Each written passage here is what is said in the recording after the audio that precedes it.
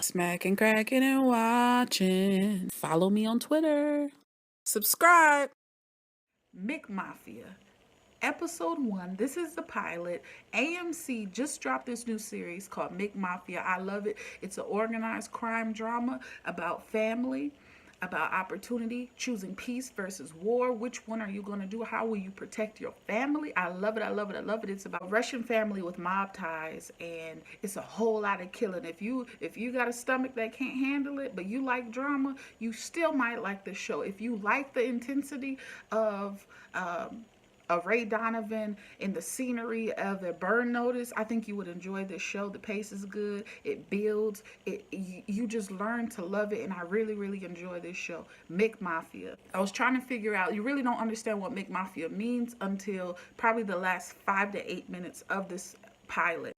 We're talking McDonald's here. They pose 2 questions. When you go to business school, what motto did they teach you? He says McDonald's. Why is McDonald's so successful compared to Burger King?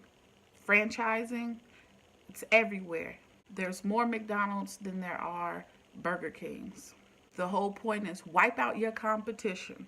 You wipe out your competition by being everywhere. Listen to me, guys. Right now, hit that, smash that red button. Subscribe to my channel. I need your support. I need 100 more subscribers. If you're there for me, if you like what you see, support your girl. I appreciate every one of you guys. Drop those comments too if you watch this show, if you're thinking about watching, if you will in the future watch the show, if it's just in your DVR, or did you happen to just catch my review and you're like, yeah, I'm gonna get into it. I advise you get into it. Listen, let's talk about the killing right quick. Can we talk about the killing right quick? First of all, you're at the gym and you're trying to get it in, right? You at the gym, when you go to the gym, you're trying to get it in, right? You're trying to get all of this, and you grab the kettlebell. That man grabbed the kettlebell and swung it and smacked somebody in the skull. I said, oh snap. Oh snap, he did what I wanted him to do. Oh, what else happened? They're eating caviar. He takes that little caviar knife. Oh my goodness, I wasn't expecting that. I feel sorry. RIP to the uncle. Let's dissect the show. What is Alex and that chick's? I want to know Alex and that chick's background. What's their backstory? If you've been cool with him since childhood, you're in this family that has a criminal history, you're probably doing bad. I like it. Will she be the character that does the dirt? Is she the one who was on that motorcycle in the beginning of the episode that we know basically failed an assassination attempt? Is that her who had the turban on and she switched out into like that Adidas sweatsuit? Is that her? Let me know, you guys. I think it's a beautifully shot show. I love the characters. I love that they're not making it over sexualized and it's all about the bodies and six pack and biceps. We saw a little bit of back, but Uncle had love handles. Uncle had the George Costanza hair situation. Uncle had on a blue Speedo. I said, boy, you better be confident in yourself and get in that pool with your Speedo, your mankini on. You know I love old mankini on the television show. Give it to me, babe. Now, so the whole beef of this series is Alex. Alex is basically our main character who is the son of a mobster, and he doesn't want to go into the game. He wants to be straight. He doesn't want family ties. He speaks English, and we have that whole the American way versus the Russian way.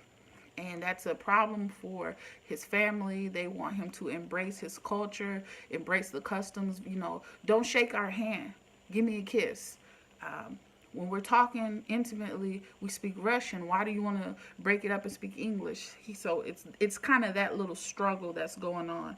And at the same time, his dad has a history of running things, but his dad doesn't care about it anymore. He's more so like, dude, I'm trying to nap.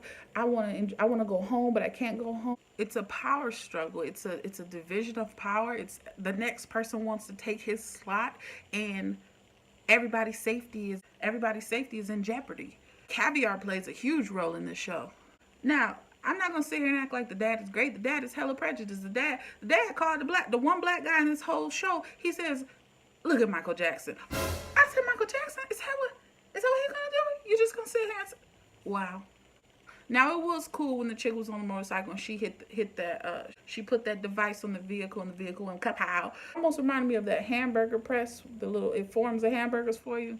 Or it kind of looked like that dent machine thing that like you have a dent in your car and you don't want to go pay $200. You just go to AutoZone or Advance Auto or O'Reilly's and you just go and it comes out. You know what I'm talking about? That's how I felt with that car being ambushed. The dad is old school. The mom is too. To see dad drunken on the rooftop was a little bit amazing and changed the tone of the show, I felt, because at the same time we see his enemy on the rooftop recovering with a cigarette in the snow in these different areas, and it's kind of gonna go down between these two prestigious men, I guess you can say. And the dad, he's speaking so ill of the dead. He's talking about royalty that we know. And I'm just like, oh my gosh. I hope they don't get any backlash for talking about Princess Anna like that. So Vadim is seeking vengeance at this point. This is a show about revenge, vengeance, all of that. But we all kind of knew that uncle had his hands in something he should not have done. He just looked real he looked real guilty throughout half of the episode. And when it went down in his living room, I was like, dang, this show is action packed, and we're just running through these hallways and secret little vault areas and panic buttons that don't work and panic rooms. And I'm like, man, why didn't his mother have a weapon? You telling me you're that deep in the game and you don't have any guns in your room? That's what kind of threw me. And who is his sister? We know his sister reeked of weed, but where has she been? So will we see Tamar and Rustin? Because you remember the scene where the uncle died, they were the people who actually committed the murder. And that was so disrespectful for them to take out the maid, how they took out the maid. Like they took her head and they went right on her.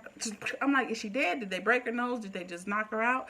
That was shady, because all that woman came there to do was, she just came there to make tomato soup, clean up, figure out if it's sour cream or heavy cream. She didn't know, and now she half dead and just laying on the floor. What are we gonna do, Alex? How are you gonna fix this, bro? I like his character though. He's smart, he's strong, he's born into this connected family. He's got a financial position, so he can play the numbers, he can fix it. They want him to launder money. He's saying he doesn't want to do that. Shout out to Ozark. So we got another show about flipping that money.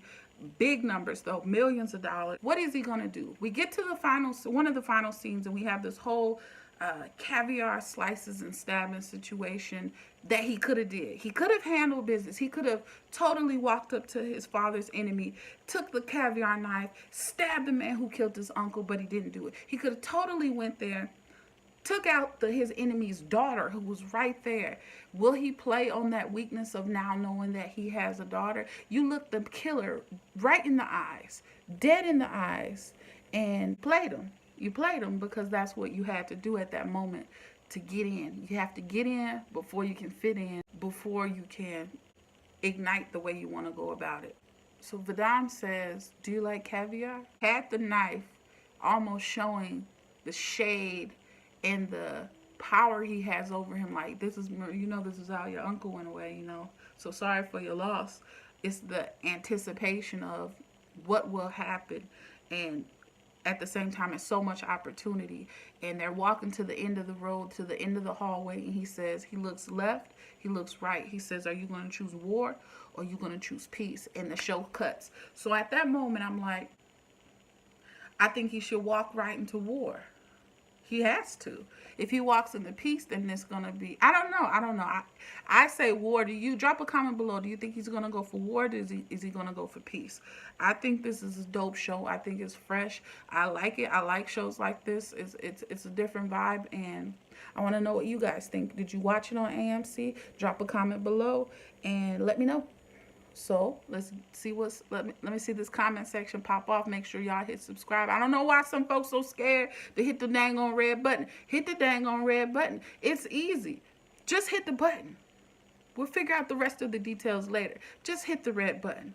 Until the next time, peace.